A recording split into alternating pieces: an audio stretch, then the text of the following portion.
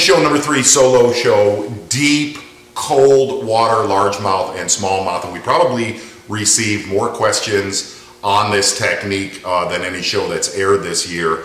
And here's the best way to put it.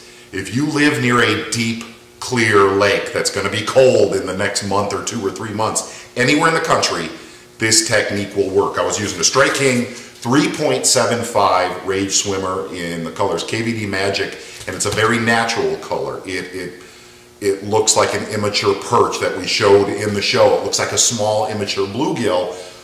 But the whole key to this technique is the weight of the jig head with the line I use. If the water temp is 40 degrees and lower, I go to a 6-pound Seaguar Tatsu.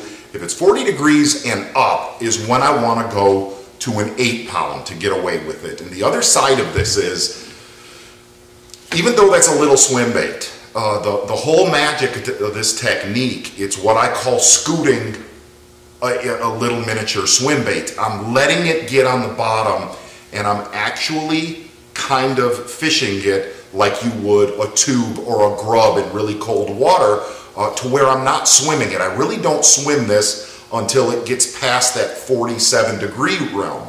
The other side of this technique is, if you really watch the show, I was marking isolated sticks, logs, patches of grass with my depth finder, and then I would go back through those, and whenever I would make contact, with that structure, I would just reel set them, because you'll never, throughout that whole show, I never really felt a tunk or a tap tap. The rod would just load up. The 2 rods that I use the most for this technique is I use a Daiwa 7'3" Randy Howell rod, and then I'll also use a 7'1" Brent Ayler drop shot rod. I use the drop shot rod when I'm really going low on my line, you know, a 6-pound, a 7.4-pound fluorocarbon. But if I can get away with the 8-pound, is when I'll go to that 7'3" rod.